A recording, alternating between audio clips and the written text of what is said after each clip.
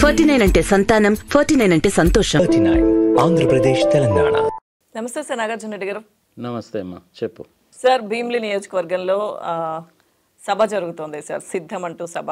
ఈ సభలో సీఎం మాట్లాడారు. కురుక్షేత్ర యుద్ధంతో రాబోయే 2024 ఎన్నికలని, ఆంధ్రప్రదేశ్లో జరగబోతున్న ఎన్నికలని పోల్చారు. పాండవ సైన్యం ఇక్కడ సిద్ధంగా ఉంది, కౌరవ సైన్యం అంటూ ప్రతిపక్షాలని ఉద్దేశించి ఆయన మాట్లాడారు.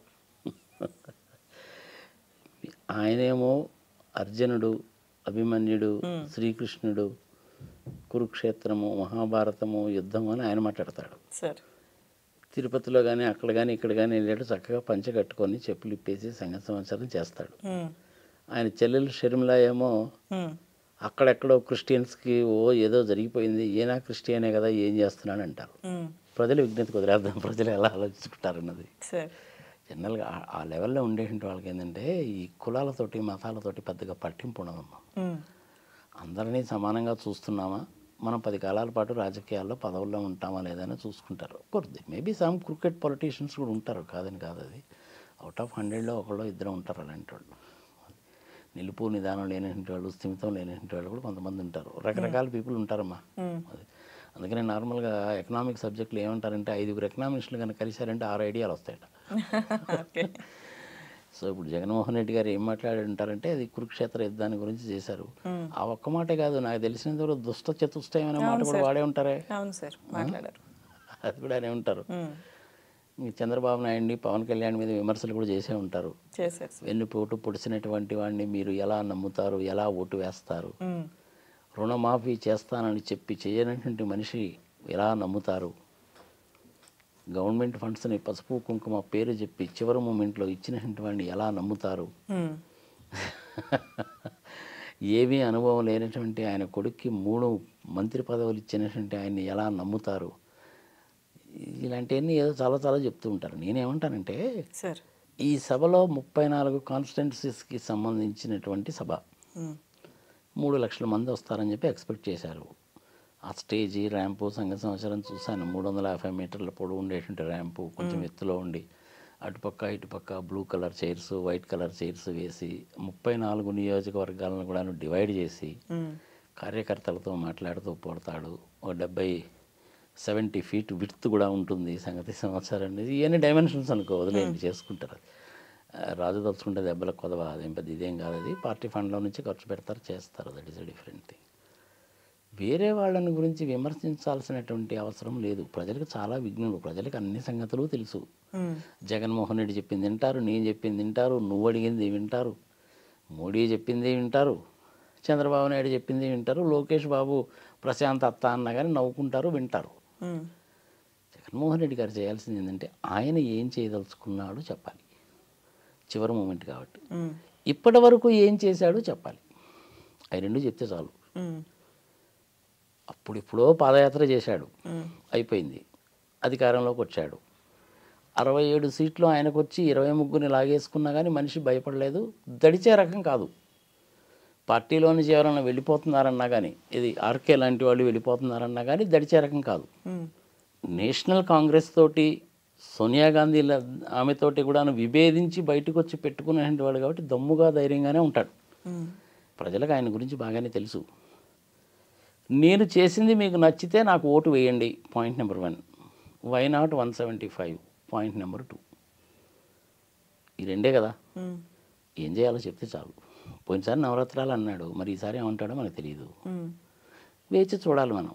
ఇంకా మీటింగ్ పూర్తయిందో లేదో మనకి తెలియదు. ఇంక రాత్రి 7-8 అయ్యేసరికి క్లారిటీ వస్తుంది. ఈ 2 పనులు చేస్తే చాలు. ఇంతకాలము జగన్మోహన్ రెడ్డి గారు నాకు తెలిసినంత వరకు చేసినటువంటి బిగ్గెస్ట్ మిస్టేక్ ఏంటంటే, ఒక 15 రోజులు 20 రోజులు సెక్రటేరియట్లో పనిచేసుకొని ఒక 10 రోజుల పాటు ప్రజల్లో ఉండొచ్చు.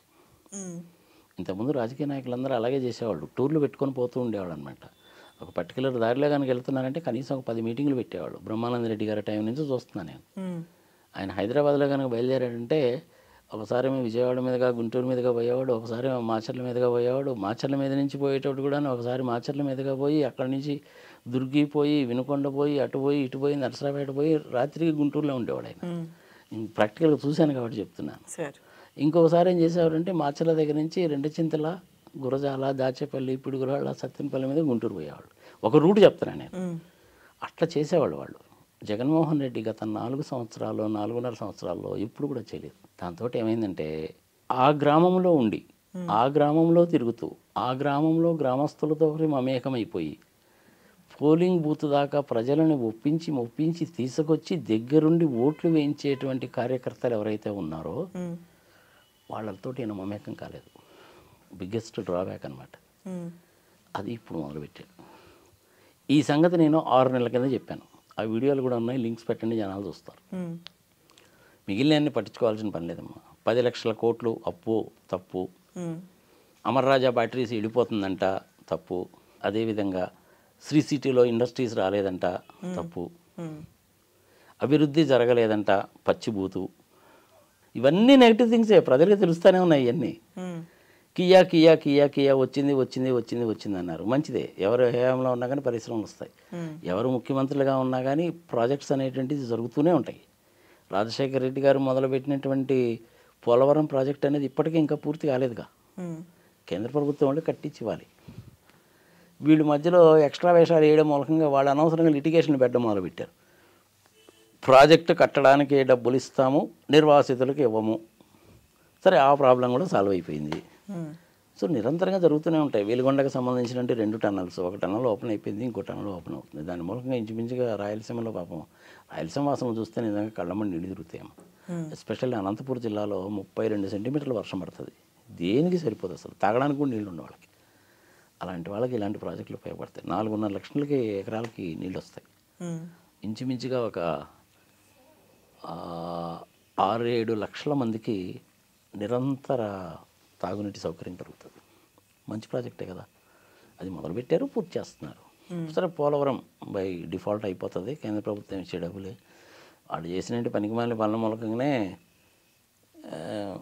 ప్రధానమంత్రి హోదాలో ఉండే ఆయన కూడాను ఏటీఎం లాగా వాడుకుంటారు అన్నాడు ఆయన.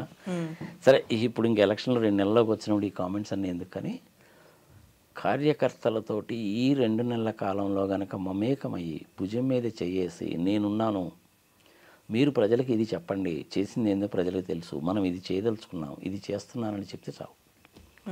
పవన్ కళ్యాణ్ కానీ, చంద్రబాబు నాయుడు కానీ, లోకేష్ని కానీ, షర్మిలాని కానీ, కాంగ్రెస్ వాళ్ళని కానీ ఎవరిని కూడా పల్లెత్తు మాట అనాల్సిన అవసరమే లేదు. సెక్రటరీస్ చేసుకుపోతారమ్మా పనులు. గవర్నమెంట్ జీవో కనుక ఇచ్చిందని దాని ప్రకారం సెక్రటరీస్ చేసుకుపోతారు.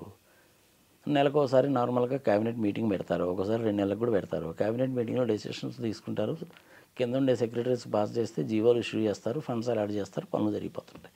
ముఖ్యమంత్రి అనేటువంటి వాడు పొద్దున్న 9 గంటల నుంచి సాయంత్రం 6 గంటల దాకా ఆఫీసులో కూర్చోవాలని నియమేమీ లేదు, కుదరదు కూడా, వాడు పోవాలి కూడా.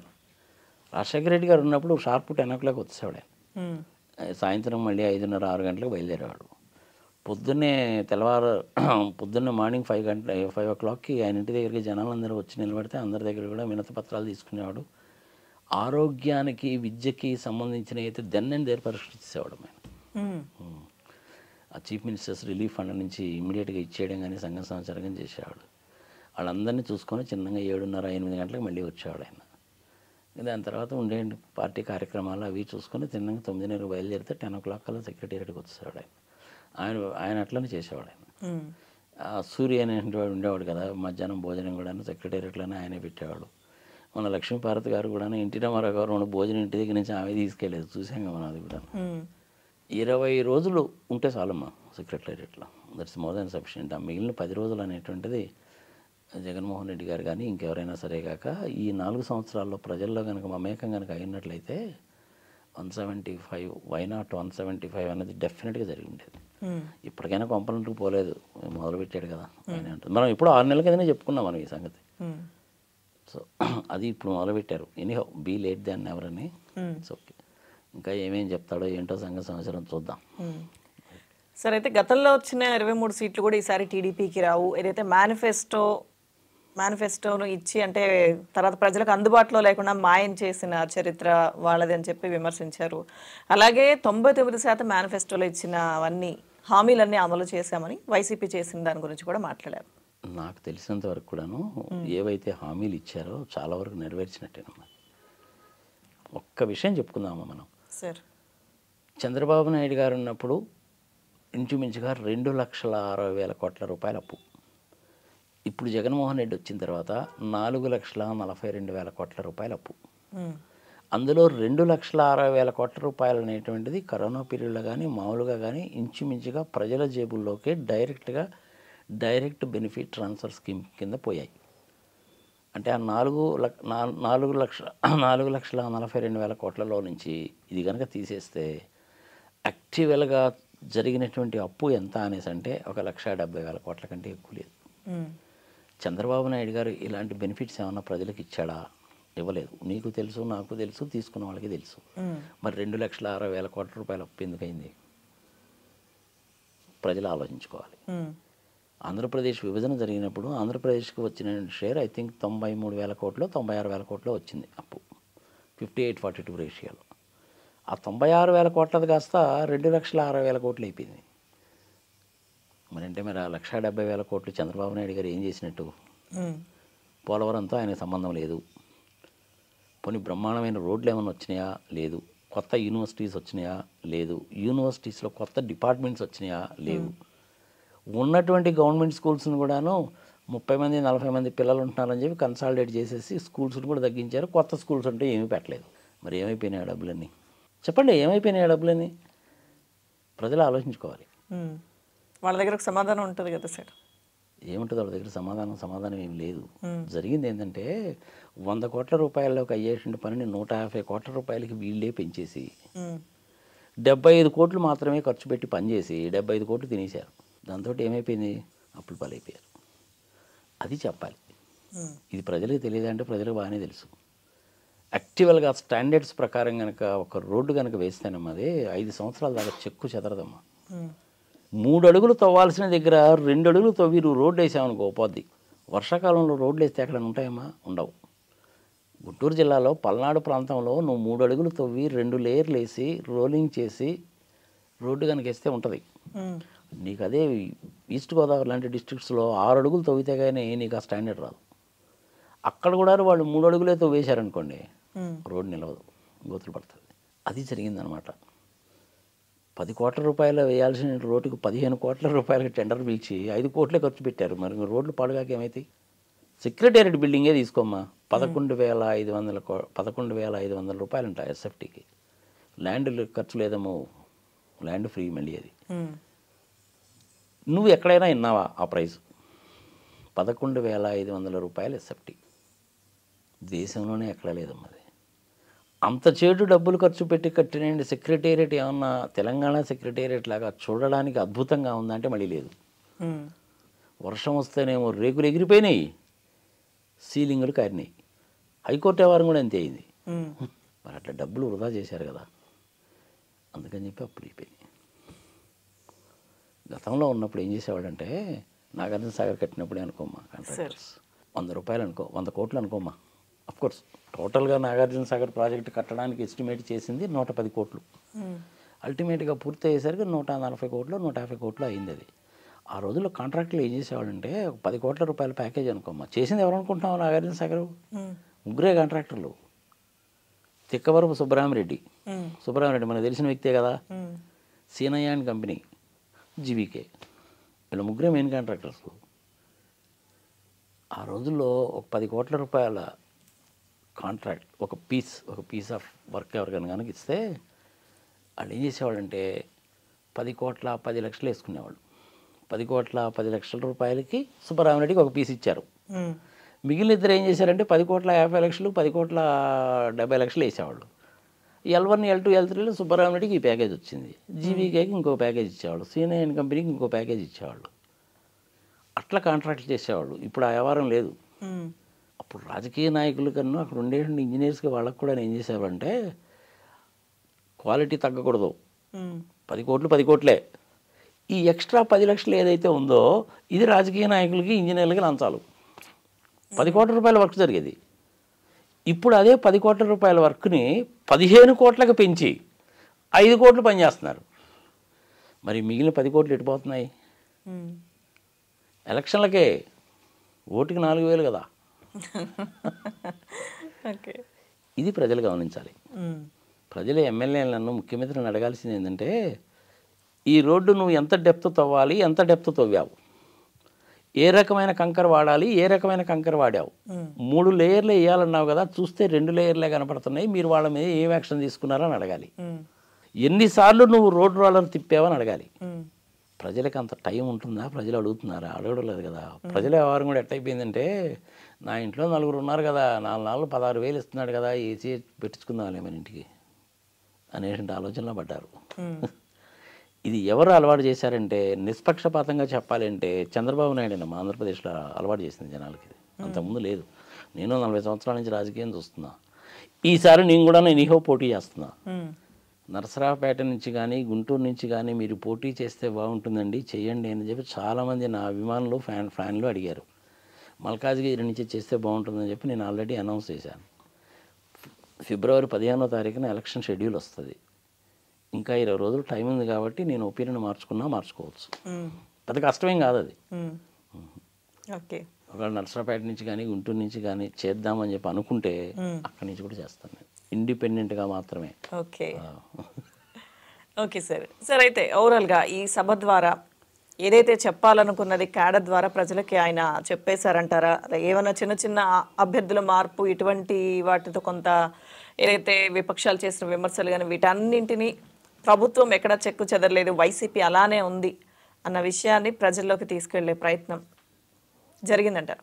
ఈ సభలో నాకు తెలిసినంత వరకు ఆయన ప్రధానమైన ఉద్దేశం ఏంటంటే, పోలింగ్ బూత్కి ఓటర్లను తీసుకొచ్చేటువంటి కార్యకర్తల్ని కలవాలి, వాళ్ళే ఇంపార్టెంట్ కాబట్టి అదొక్కటే మెయిన్ ఎజెండా.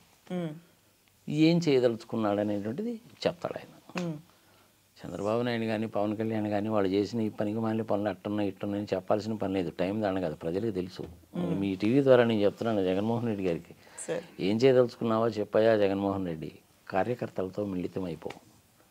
15 రోజులు సెక్రటేరియట్లో పనిచేయి, మిగిలిన 15 రోజులు పాదయాత్రలో తిరిగినట్టే తిరుగు. ఎవరిని కూడా నిర్లక్ష్యం చేయకు, భరోసా ఇవ్వు వాళ్ళకి. ఇప్పటికే సంక్షేమ కార్యక్రమాలు చాలా అనౌన్స్ చేసావు, దయచేసి ఇంక ఇటువంటి ప్రయోజన కార్యక్రమాలు అనౌన్స్ చేయకు. 974 కిలోమీటర్ల తీర ప్రాంతంలో కొత్తగా పోర్ట్స్ తీసుకొస్తున్నావు, ఆ ప్రాజెక్ట్స్ కంప్లీట్ చేయి. భోగాపురం ఎయిర్పోర్ట్ని 2 ఇయర్స్లో కంప్లీట్ చేయి. పోలవరం ప్రాజెక్ట్ని ఒక 1.5 ఇయర్స్ 2 ఇయర్స్లో చేసి 7.5 లక్షల ఎకరాలకి నీటిపారుదల సౌకర్యం కల్పించు. 80 టీఎంసీలు కృష్ణాకి ట్రాన్స్ఫర్ చేయి. పులిచింతల ప్రాజెక్టుకి సంబంధించిన దాంట్లో ఒక చిన్న మిస్టేక్ ఉందమ్మా. అది 45 టీఎంసీల వాటర్ స్టోర్ చేస్తుంది. రాజశేఖర రెడ్డి గారు మొదలుపెట్టింది, కంప్లీట్ కూడా అయిపోయింది. అది తెలంగాణలో ఉన్న కొంత భూభాగము ముంపుకు గురవుతుంది ఫుల్ స్టోరేజ్ కనుక వస్తే. ఇంతవరకు తెలంగాణ గవర్నమెంట్కి ఇవ్వాల్సిన డబ్బులు ఇవ్వలేదమ్మా ఏపీ గవర్నమెంట్ వాళ్ళు. చంద్రబాబు నాయుడు ఇవ్వలేదు, జగన్మోహన్ రెడ్డి ఇవ్వలేదు. ఫుల్గా వాటర్ స్టోర్ చేసుకోవడానికి వీల్లేదు. లాస్ట్ టైం ఒకసారి హెవీ ఫ్లడ్ వచ్చింది కృష్ణా రివర్కి, మొత్తం సముద్రంలోకి వదిలేశారు. ఆ డ్యామ్ కట్టిన పర్పస్ ఇది పోయింది. 6 టీఎంసీల కంటే ఎక్కువ స్టోర్ చేయలేదమ్మా. అంతకంటే ఎక్కువగానే స్టోర్ చేస్తే తెలంగాణలో భూభాగం మునిగిపోద్ది. మరి వాళ్ళ కాంపెన్సేషన్ ఇవ్వాలిగా, కాంపెన్సేషన్ ఇవ్వలేదు కాబట్టి వాళ్ళు అబ్జెక్షన్ పెట్టారు. దాంతో నువ్వు వాటర్ స్టోర్ చేయలేదు, రిలీజ్ చేశావు, వేస్ట్ అయిపోవాలి వాటర్. 6 టీఎంసీలు ఎక్కడ, 45 టీఎంసీలు ఎక్కడమ్మా? ఒక్క టీఎంసీ వాటర్ తోటి వరి పంట 10,000 ఎకరాల వరి పంట వేయచ్చమ్మా. ఒకసారి ఆలోచించుకో, నువ్వు 10 ఎకరాల వరి పంట అంటే ఎంత వస్తుందో నీకు క్యాలిక్యులేట్ చేసుకో. ఎకరానికి 40 బస్తాలు పండుతుంది అని చెప్పి అనుకున్నా కానీ 10,000 ఎకరాలు అనేసి అంటే నీకు ఇంచుమించుగా 4 లక్షల బస్తాలు వస్తాయి. మల్టిప్లైడ్ విత్ బస్తాకింత, రైతులకి ఎంత లాభంగా ఉండేది. గవర్నమెంట్ చేసిన ఒక తప్పు మూలకంగా ఎంత నష్టపోయిందనమాట స్టేట్ గవర్నమెంట్. జగన్మోహన్ రెడ్డి గారు దాన్ని టేకప్ చేసి తెలంగాణ వాళ్ళకి ఇవ్వాల్సిన డబ్బులు ఏదో కనుక ఇచ్చేస్తే శుభ్రంగా 45 టీఎంసీ స్టోర్ చేసుకోవచ్చు. అదేవిధంగా తెలంగాణ గవర్నమెంట్ వాళ్ళు కూడా ఆంధ్రప్రదేశ్కి చాలా డబ్బులు ఇవ్వాలమ్మా. నువ్వు ఈ పని చేసి ఆ డబ్బులు అడుగు, లోటు బడ్జెట్ తగ్గుతుంది రాష్ట్రానికి, అప్పులు తగ్గుతాయి. చేస్తాడో లేదో చూద్దాం. ఓకే. అదేవిధంగా ఆ 34 కాన్స్టిట్యున్సీస్కి సంబంధించిన దాంట్లో కూడాను శ్రీకాకుళం విజయనగరంలో కూడాను కొన్ని ప్రాజెక్ట్స్ ఉన్నాయి, ఇన్కంప్లీటెడ్గా ఉన్నటువంటి ప్రాజెక్ట్స్ కొన్ని ఉన్నాయి. ఆ ప్రాజెక్ట్స్ అన్నింటినీ కనుక పూర్తి చేస్తే బాగానే ఉంటుంది. అరకు వ్యాలీని బ్రహ్మాండమైనటువంటి టూరిజం స్పాట్ కింద డెవలప్ చేయొచ్చు. అదేవిధంగా తిరుపతిలో కూడాను 4,50,50,000 ఎకరాలు కదా, అది 7 కొండలు. అదంతా కూడా ఫారెస్ట్ ల్యాండే కదా. కింద నుంచి పైకి రోప్వే కనుక వేస్తే మంచి టూరిస్ట్ సెంటర్ కింద డెవలప్ అవుతుంది. చిరంజీవి గారు తిరుపతి నుంచి గెలిచాడుగా, మంచి టూరిస్ట్ స్పాట్ కింద డెవలప్ అవుతుంది. చిరంజీవి గారు టూరిజం మినిస్టర్గా ఉన్నప్పుడు ఒకసారి నేను రిప్రజెంటేషన్ ఇచ్చాను దానికి. ఎప్పుడో 1960s ఆ రోప్వే వేద్దామని చెప్పి చూస్తే జపాన్ కంపెనీ వాళ్ళు ముందుకు వచ్చి 2 కోట్లకో 3 కోట్లకో ఇచ్చారమ్మా వాళ్ళు కొటేషన్. చేయలేదు దాన్ని. ఇప్పుడు అదే కన్నా చేయాలంటే నీకు 150 కోట్లు వద్ది. ఈవెన్ దాన్ని చేయొచ్చు. తిరుపతి దేవస్థానానికి డబ్బులు కొదవమ్మా, నాకు అర్థం కాదు. 2,500 కోట్ల రూపాయలు ఉంటుంది వాళ్ళ దగ్గర, వస్తాయి. 150 కోట్లు పెద్ద ఇది కాదు. అది గవర్నమెంట్ ఆఫ్ ఇండియా వాళ్ళు కన్నా తలుచుకుంటే వాళ్ళు సగం వీళ్ళు సగం వేసుకొని చేసేయచ్చు. దాంతో నీకు పెట్రోల్ చాలా సేవ్ అవుతుంది, యాక్సిడెంట్లు తగ్గుతాయి. ఆ రోప్వేలో నుంచి పోయేటప్పుడు అక్కడక్కడ ఆపి కనుక మంచి ఫోటోగ్రాఫ్ తీసుకోవచ్చు.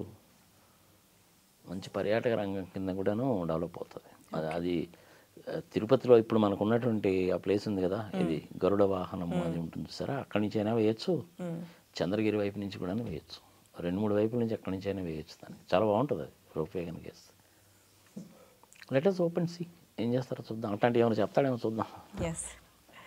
కడపలో స్టీల్ ఫ్యాక్టరీ అనేటువంటిది ఆల్రెడీ వచ్చింది. చుట్టుపక్కల ఇంకొక 200-300 ఇండస్ట్రీస్ కూడా వస్తాయి. 2 సంవత్సరాలు అది కమర్షియల్ ప్రొడక్షన్లోకి వస్తుంది కాబట్టి పారిశ్రామికంగా ఆ ఏరియా అంతా కూడా బాగా డెవలప్ అవుతుంది. అభివృద్ధి లేదు అంటారమ్మా. ఒకసారి పులివెందుల కన్నా అక్కడికి వెళ్తే కనుక అవుటర్ రింగ్ రోడ్డు సంగ సంవత్సరం చూస్తే డెవలప్మెంట్ ఉందా లేదా తెలుస్తుంది. అదాని డేటా సెంటర్ వస్తుంది కదా, 25,000 మందికి ఉద్యోగాలు వస్తాయి కదా. రిలయన్స్ పవర్ ప్లాంట్స్ కమిన్స్ అవుతున్నాయి కదా. అట్లనే మనకి సెంచురీ ప్లైవుడ్ వాళ్ళు వచ్చారు కదా, జపాన్ టైర్ కంపెనీ వాళ్ళు వచ్చారు కదా, అదాని డేటా సెంటర్ కూడా వస్తుంది కదా. ఎలక్ట్రానిక్స్ అండ్ ఎలక్ట్రికల్ థింగ్స్కి సంబంధించిన ఇండస్ట్రీస్ కూడా వస్తున్నాయి కదా. చాలా ఇండస్ట్రీస్ వచ్చాయి. మా ఇంచుమించుగా 100 మెగా ఇండస్ట్రీస్ వచ్చాయి ఆంధ్రప్రదేశ్లో. 46,000 కోట్ల రూపాయలు ఇన్వెస్ట్మెంట్ జరిగింది. వీళ్ళకి చెప్పుకోవడం చేత కాదమ్మా. వీళ్ళకి ఈ వైసీపీ వాళ్ళ దగ్గర ఉన్న పెద్ద డ్రాబ్యాక్ ఏంటంటే ఇది, మేము పెద్ద పోటుగాళ్ళం, మాకే తెలుసు నీకేం తెలుసు అంటారు. వాళ్ళకేమో తెలియదు, వేరే వాళ్ళు చెప్తేనేమో వినరు. 100 మెగా ఇండస్ట్రీస్ వచ్చినాయి. నువ్వు లిస్ట్ పబ్లిష్ చేసి ఈ ఇండస్ట్రీ మూలకంగా ఇన్వెస్ట్మెంట్ ఇంత వచ్చింది, ఎంప్లాయ్మెంట్ ఇంత వచ్చింది అని మొత్తం లెక్కలు చూపించదు. సెంట్రల్ గవర్నమెంట్ వాళ్ళు చూపిస్తున్నారు కదా, మా వీళ్ళకేమైంది రాగమా చూపించడానికి? వీళ్ళు చూపించవచ్చుగా. సెంట్రల్ గవర్నమెంట్ వాళ్ళు చెప్పిందే వీళ్ళు 16 లక్షల మందికి ఉద్యోగాలు వచ్చినాయి. సెంట్రల్ గవర్నమెంట్ వాళ్ళు చెప్తే అది చెప్పుకోవచ్చుగా. వీళ్ళు అబద్ధాలు ఏం చెప్పమంటారు, ఉన్న ఫ్యాక్టరీ చెప్పుకోవచ్చుగా. వీళ్ళకి చెప్పుకోవడం చేత కదా వీళ్ళకి. అది పెద్ద ప్రాబ్లం. మరి జగన్మోహన్ రెడ్డి ఈసారి ఆ స్టాటిస్టికల్ ఇన్ఫర్మేషన్ ఏమైనా చెప్తాడేమో చూద్దాం. సభకి సంబంధించి అదే సార్, మీ నుంచి రావాల్సిన సమాచారం వచ్చేసింది. ఆయన మాట్లాడినవి కానీ ఆయన చేసిన కామెంట్స్ కానీ అవన్నీ. Let us hope the best. Yes, thank you sir.